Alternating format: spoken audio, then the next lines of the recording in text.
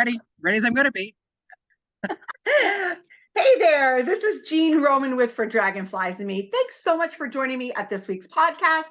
As always, I'm super excited to be here, sharing gardening, cooking, organizational tips and tricks, chatting about healthy lifestyles, and of course, having conversations with incredible entrepreneurs. Well, if you're a regular listener, y'all know that I love to share the backstory of how I know or met my guest, and today's not going to be any different. So, you also know, if you follow me at all, I love vintage and antique markets. And when a good friend of mine sent me some information on an upcoming one in our area, which doesn't always happen, I was super excited. So it was a rust and retro vintage market, and Dave and I headed over and did a little shopping, of course. So if you follow me again on my social media platforms, you may remember my she shed sign. Say that 10 times. And you win a free cookbook, but I want it recorded. Well, that was the event that I got that sign at. So it was super cool. Well, like the networking events I attend, I also enjoy going to events like that, as well as visiting local shops, eateries, and of course, farmers markets, and meeting super cool people to add to my network and making some new friends and, of course, potential podcast guests. So during our visit to the vintage market, I came by a cool booth selling planters like salad bowls and a variety of other cool stuff, things that just intrigued me right off the go. The plants, of course, was what drew me in. And so, of course, I started chatting it up with the fellow gardener, and I knew right away I met a kindred spirit. So I gave her my business card and asked if she'd be interested in chatting about being a podcast guest and maybe doing some collaborating on a few other things. And I was thrilled when she said yes. So now, without further ado, I would love to introduce you to my new friend, Dawn Green, owner and horticulturist of Dawn Gardens, LLC. Dawn, welcome. I'm so excited to have the opportunity to chat with you about and growing food. Yay. Hi, Gina. Oh, I think nice to be here. Talking about gardening and all things gardening. It's almost as much fun as being in the garden and playing in the dirt. So absolutely. If you can't be in the nice dirt, you want to talk about it. Right. Exactly. Soil. It's only dirt when we have to clean it up. It's soil when we're working it. That's right. I agree. Well, dog tracks in dirt. Exactly. Dirt. It's like, you know what is the funniest thing? Have you ever, and I'm sure you have, I think all gardeners have, but when you say, oh, the dirt looks so clean, it's such an oxymoron, but when it's that fresh, before anything. Yes. Well, before anybody messes with it, before the weeds pop up. Yeah. Well, thank you for being here. I'm thrilled to have this opportunity to chat with you. But, before we get really into the topic, I would love for you to share with my guests a little bit about yourself and your background in horticulture. Well, my background is I grew up in a gardening family. I say that my last name of Green, which is my maiden name, is I don't just have a green thumb, I'm green through and through. And that's kind of the way I've approached it. I grew up in the Upper Peninsula. My dad was the assistant park manager at Tahquamenon Falls. So when I was in high school, we lived at the state park headquarters at Tahquamenon Falls. So I've had Tahquamenon Falls and Lake Superior in my backyard. Oh, wow. So, can't really beat that. I got a late start into gardening, or not gardening, but into a gardening business, because when I graduated in 1977, being a teacher or a nurse were kind of the directions that all women were pushed. And nursing is not I can nurture plants, but nurturing people that are ill, I don't have a stomach. I don't have the heart for it. I just can't. I don't have the stomach for it. Mm-hmm. I would be in tears all the time. And being a teacher, no. I don't. Yeah, I have 6 children, but I don't want to take care of anybody else's. Right. Yeah, I always say other people's children, and I just so. And my mother was insistent that I go to college. I wanted to go in the service, and she was insistent that I go to college. So I did, until I couldn't anymore, because I managed to, it's like, okay, academic probation, which is what I was aiming for, because I didn't want to be there. And I wasn't old enough when I graduated from high school to go straight in the military. I had to have permission. I had to have my parents sign for me. So once I was old enough, then I went in the military and I became an air traffic controller. Okay. And so the Army taught me how to tell people where to go and how to get there. which has come in very handy. All that know and love me understand I am directionally challenged. So Well, sometimes it's not. Sometimes it's not the direction on the road that's where I'm telling him to go. I hear you. So, um, I married young. I have two daughters that are grown. I have grandchildren, and when my daughters were young, I worked in a medical office and did medical insurance billing, and took the Master Gardener program when my daughters were a little bit older, and mentioned to a fellow, someone that was there during the book sale that they had at the Master Gardener program one day. I said, my dream job is someday I would love to be a full-time gardener. And this man turned around to me and he said, I know somebody that might be hiring.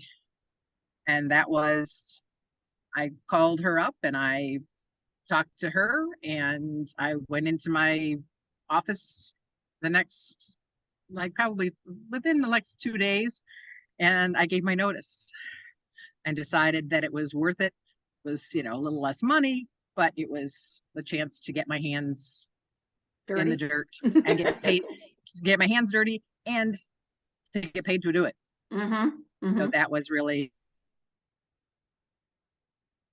that was the beginning of my, was just becoming, that just offhand remark to someone at the Master Gardener program that led to me finding someone that actually was willing to pay me to play in the dirt.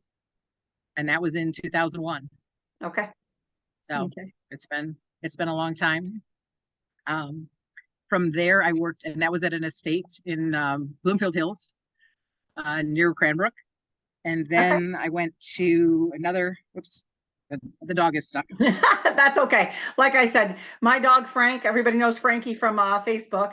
And I've had a few other guests have their dog included in their podcast recording. So it's all good. Like I said, we keep it real here.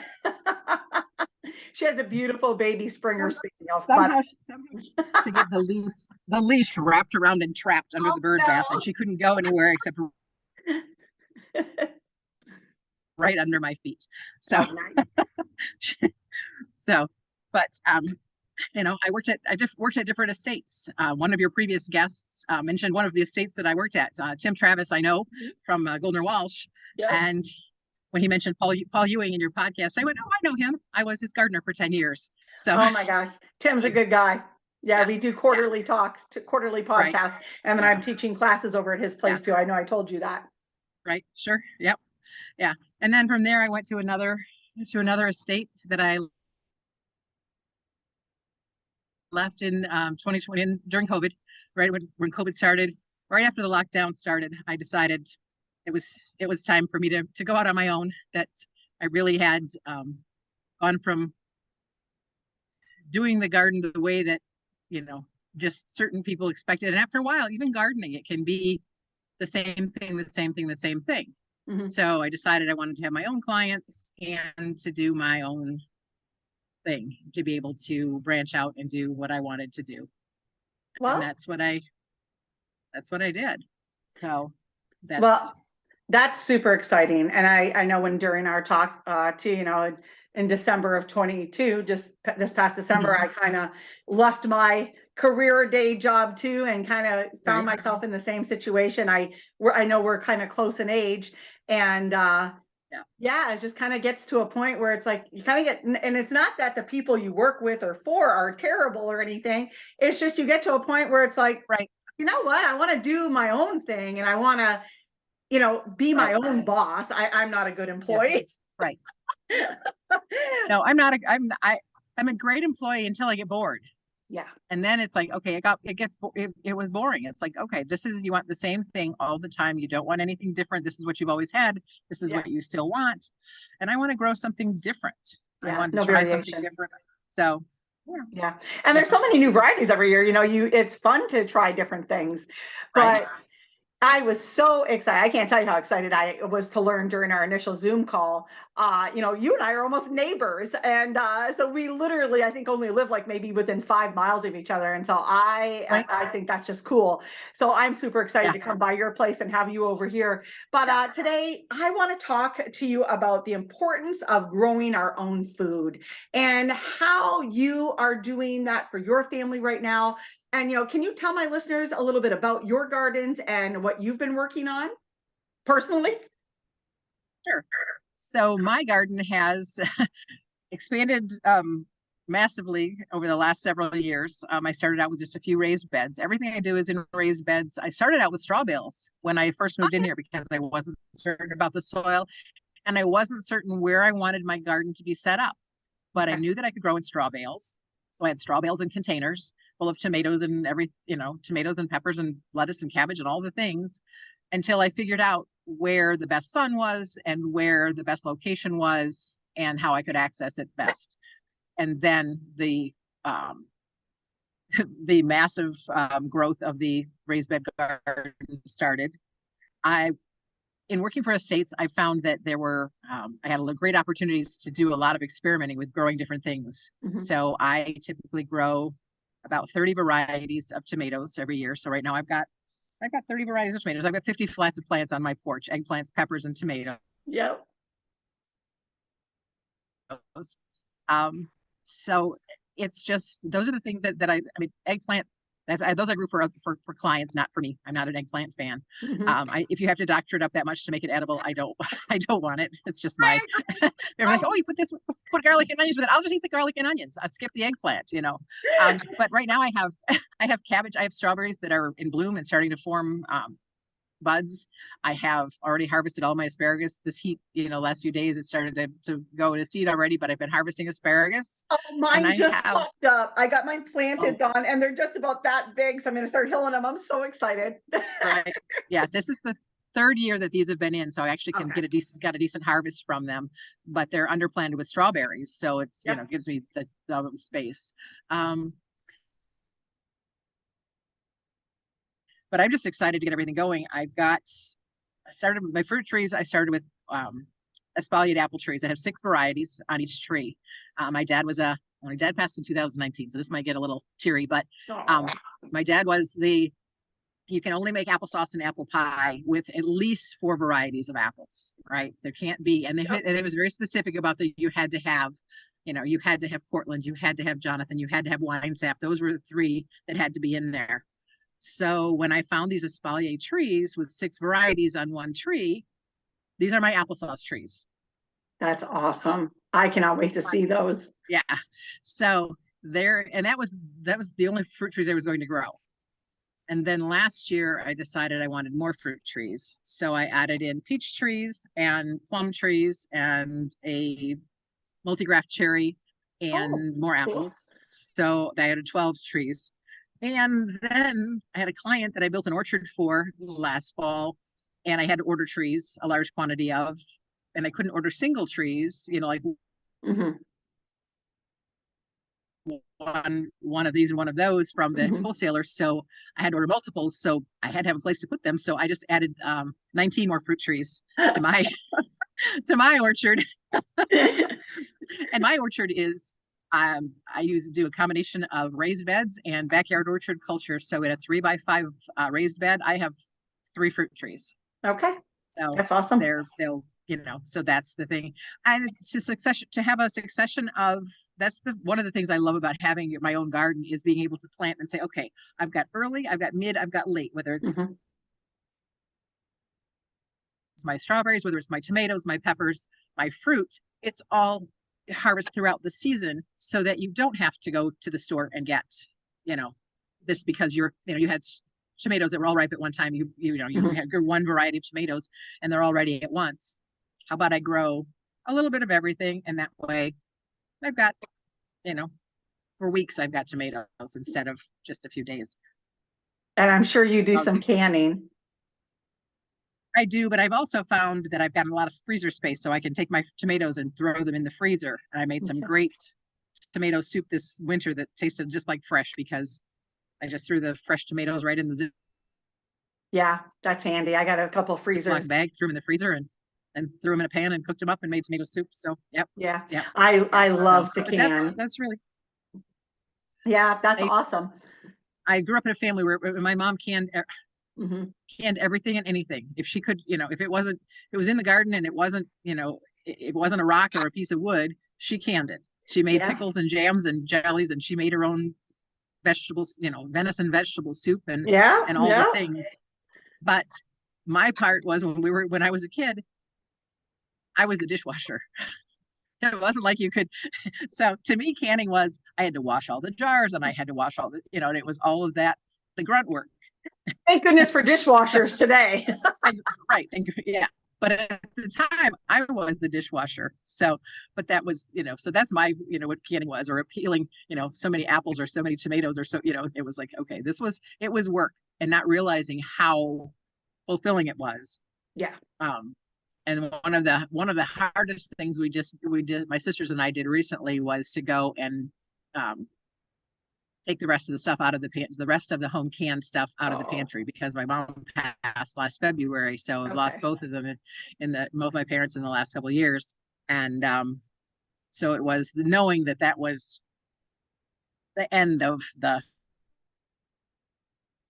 you know, Yeah. because the grandkids all knew that for their birth for Christmas, there was grandma's homemade cookies and there were always a variety of canned goods. She always made sure that she had enough strawberry jam for this one, enough raspberry jam for that one, Hmm. enough, of all the Oh, canned yeah. goods. So knowing that that was the end of that, we all know how to do it.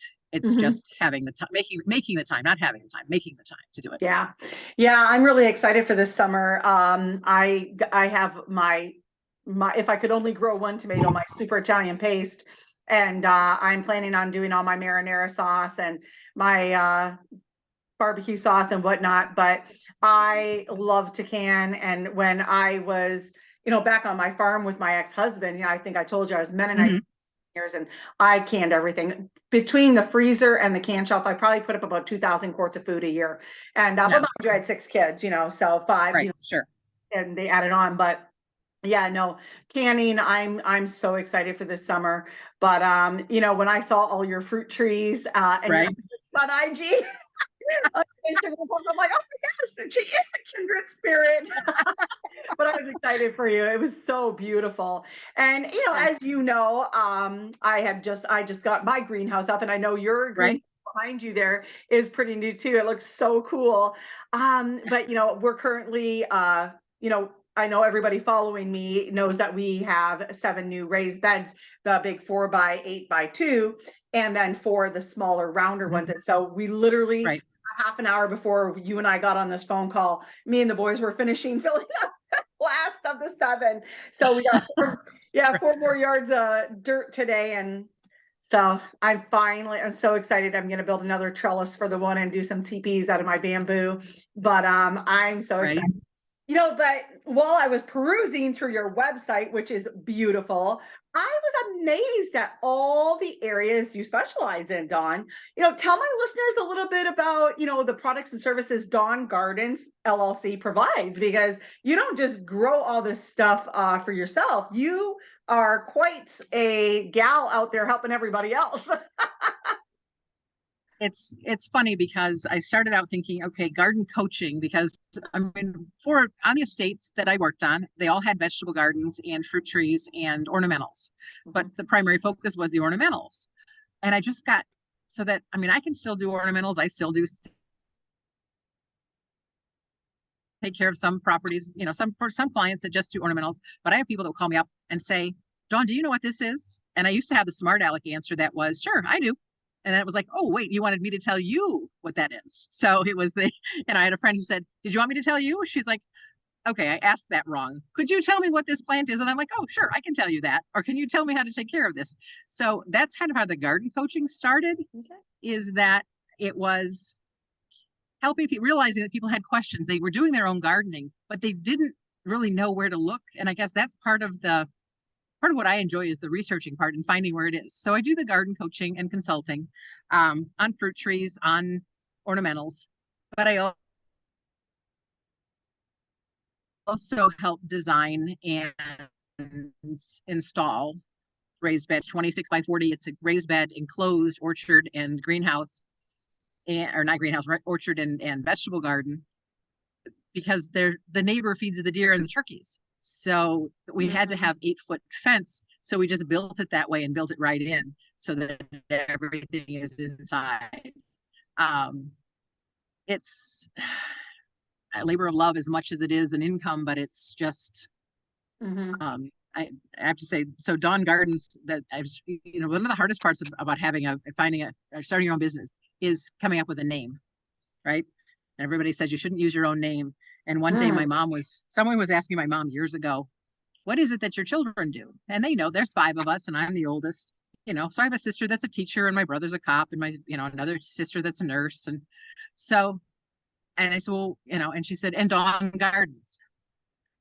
And that was just it. It was like Dawn Gardens. That's the, That's I don't awesome. I don't care if I shouldn't have my name in it, but that was, and I had at one point changed it to Be Friendly Gardens, thinking, okay, it'd be more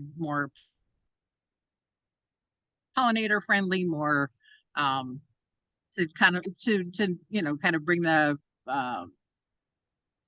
to light more organic.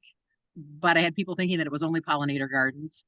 And I went, you know what? It just doesn't feel right. It doesn't feel, so I changed it all up. I changed the website, I changed the business cards and everything, and just went back to Dawn Gardens and said, this is me, this is what it is. And I'm I'm working on an orchard down in Monroe.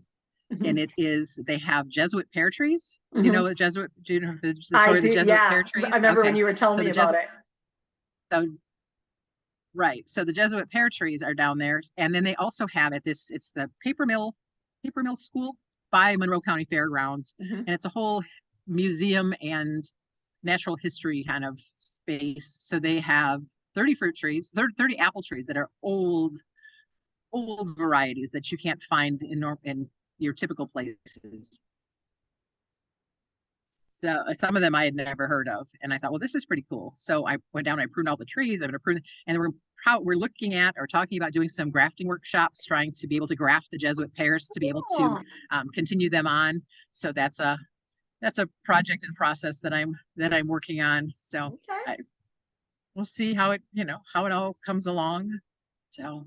Well, there's so much information, Dawn, and I know we only have so much time, but obviously, like I said, your website is a wealth of information, and definitely people can see more there. But one thing I did want to ask you, though, specifically, is you had told me something about steering people away from BRT. Can you tell my listeners a little bit more about that and kind of explaining that a little bit more? Sure. So BRT is my own little thing. I help out. During the highest part of the frenzy of shopping for tomato plants and all things now, and everybody's looking for Big Boy and Better Boy and this Bonnie's Best and all these things. So to me, BRT are the boring red tomatoes. I am not a boring red tomato person. Of the 30 varieties of tomatoes that I have, I think that there might be delicious Rutgers. I might have 5. Red tomatoes. Now I know I told you, when I had my farm, I specialized in heirloom tomatoes and lettuces, and I grew probably 50 varieties of tomatoes, every color, from cherry to grape to Romas to salad to beefsteaks and everything from white to black. And I remember when we used to be vendors at the Farmington Farmers Market, we were the only organic farmers. We were the only farm that was doing a CSA, community supported agriculture. And I was the only one that had heirloom anything. And it's so funny because I was a vendor in Farmington for probably close to 10 years. And after my ex-husband and I split up and got divorced, obviously we weren't doing that anymore. And it's funny now because I'm actually teaching classes in Farmington. The farmers market manager there and I are great friends. And the 2 major farms that are there, they are not organic. They're the one is a good friend of mine, Fusilier Farms. They're in Birmingham. They're in Northville. They're in several other Eastern Market. Great people. They're not organic, but right after we left, that farm and another one put in a CSA program, and they started carrying more heirlooms because I wasn't Right. there before, and there was Right. Sure. we sold out every week. People wanted it. I mean, God, I Right. have different lettuces every month throughout the garden. Oh, she's so pretty. I love Springer Spaniels. She's pretty, but she's heavy. I feel What's like her she's giving name? me CPR. She's trying to push on my. Her name is Piper. Hi, Piper. Thanks for joining us Her today. name is Piper. Come here. But like Nope, I I said, don't want to be on camera. My backside can be on the camera. that's okay. But like I said, there's so much information, and your website, it has a plethora of information. So, you are in yourself just an incredible resource to anybody just talking to you. Tell my listeners a little bit about your garden coaching, and what does that look like for somebody who's reaching out to you? What's a question somebody that most often asks you? So for garden coaching, a lot of times it's just what can I grow? What should I, they're looking for the varieties of what they can grow in their own garden if they have a home garden, or why is this the best spot for my garden? Do I have enough sun or shade? Do I have I had someone that just recently moved into a new home, and she said, I knew what was in my the perennials and shrubs that were and the trees that were in my house in Royal Oak, but now I moved to Troy and I don't know what's in my yard. Can you come and help me identify what these shrubs are? What do I need to do with them? What are they? So I just did that, and that was just a consultation. She's all she needed. She didn't need me to do any work. She just needed to know what this stuff was. Mm-hmm. So that's kind of the bare minimum of right. what just kind of guiding people through identification. And all right. Well, that's pretty cool. And then there are other people that want on a regular, just come out and help them with the maintenance. How do I maintain the planting in a garden? If I've got, succession planting, they don't know how to succession plant their lettuce or their beans. They don't know whether or not how to prune or tie up tomatoes to actually get them so that they're getting the best health for them. A lot of people don't, think they've never grown a tomato before, and they don't realize how large that thing's going to get. Oh my gosh, I know. And that was one thing I really tried to talk people out of is square foot gardening. Square foot gardening is good and relevant for certain crops, like a green bean plant or a lettuce or a spinach, but you're not square foot gardening tomatoes or squash or chickens, or any type of cucumber. It's almost very misleading.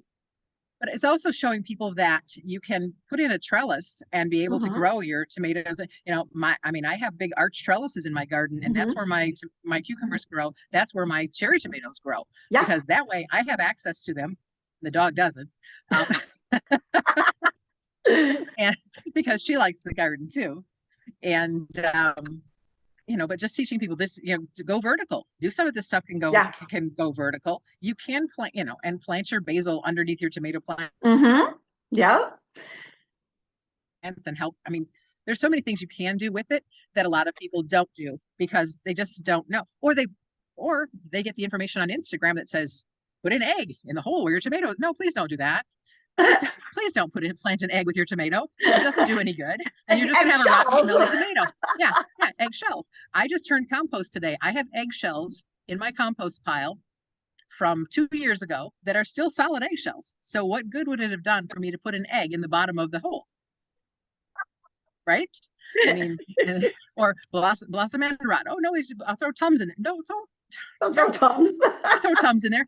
Consistent watering. Let's do some consistent watering. Let's do a soil test. Well, it's kind of funny that you mentioned this. And usually I do not if I see something that I know is wrong with a gardening or some kind of animal husbandry, because we raised poultry, we raised hogs. And for 15 years, I did this. And I saw on this one Instagram post, this gal had her little backyard chickens, and she had put an upside down tomato cage with the spikes. So, the spikes, right? Right, sure. And she put tomatoes or some fruit on those spikes. Well, the first thing I see, I'm like, okay, chickens are so stupid. I love chickens, but they are so stupid. As soon as that chicken flies up, because they're going to, to try to get to that fruit, they're gonna puncture themselves on the Try and sit on that. Right. and then cannibalize it, and then they're going to cannibalize each other, because once a chicken gets a taste of that, or its own or an egg, a broken egg, there's no stopping it then. So I did, in that comment, because in very politely, I put, that's a really super cool idea, but you might want to put like maybe tennis balls or something on the ends of those spikes, because chickens are Yeah, they're not too bright. Thank you. I was like, oh, absolutely. I raised like, over 10,000 chickens in my day. Yeah. Yeah. Some things you just go, okay, this is, I mean, you can understand why but it's just. There you go. Bye, Piper. So that's a really good throw. I won't keep her gone for long. That's funny. That's funny. But but there's so much, there's so much gardening information out there, and you just want, so I like the one-on-one part of garden coaching. I like to be able to do, I can create content. I could create content all day long if I were so inclined, but I would much rather work with people one-on-one. And that's why I like working at like helping out at Uncle Luke's when they've got all the stuff coming in, and people now come looking for me because they know that I'll answer their questions, whether it's how do I how many which other tomato should I get, or what is have you ever grown this tomato, to be able to give them some background information, or the men that are coming looking for flowers that their wife sent them to buy things for a container. And he said, well, she told me to get this, but I don't really know what that is, to help them find the flowers that are for the containers or for the gifts or the different things. So I'll be at Uncle Luke's for the next few weekends, just because, that's fun.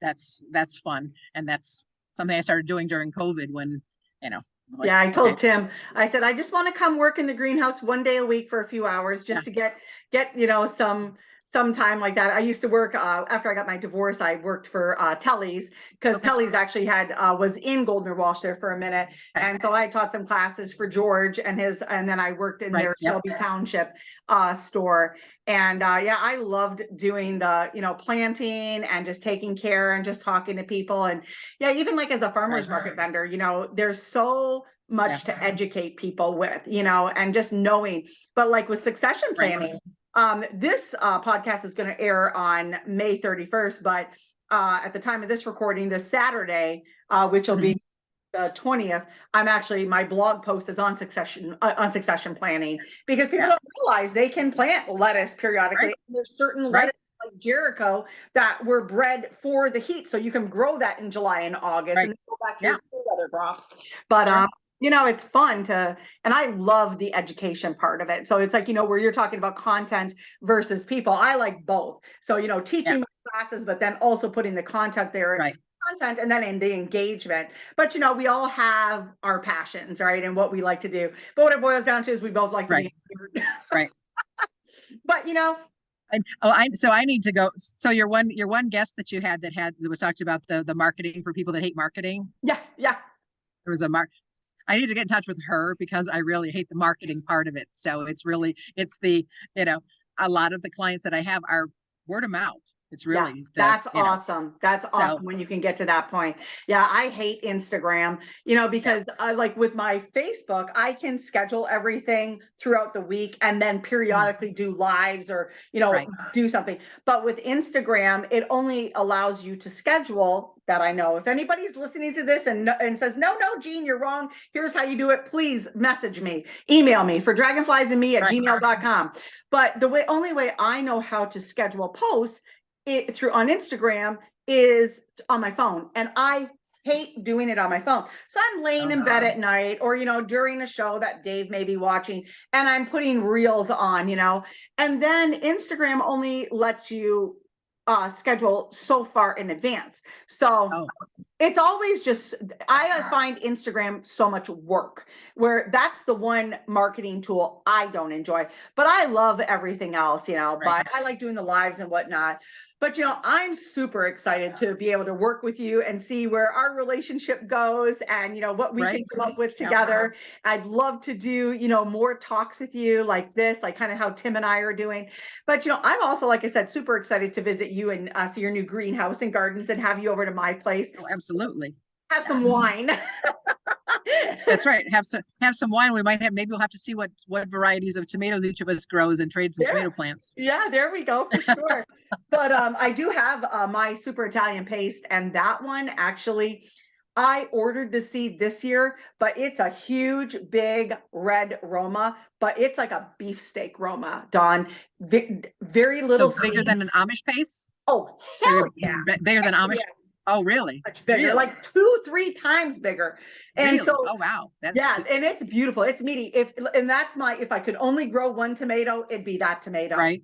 Because it is Gotcha. meaty, it's not drippy. And for your sauce, oh my gosh, it is so beautiful and delicious. But I'll give you one of those. But the first time I grew those was when I was Mennonite, and the plant that I got had been saved for almost 5 generations with their family, 4 or 5 generations.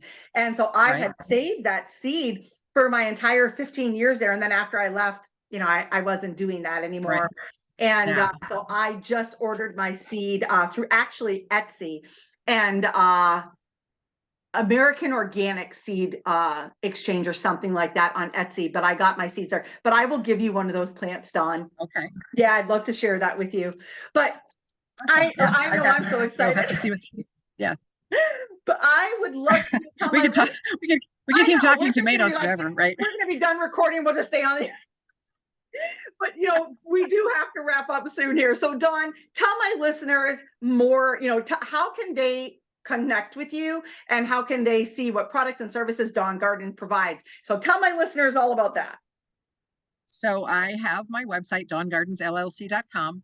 You can contact me through there. There's a little quiz, not a quiz, but just a little, form to fill out. Just a little questionnaire form to fill out.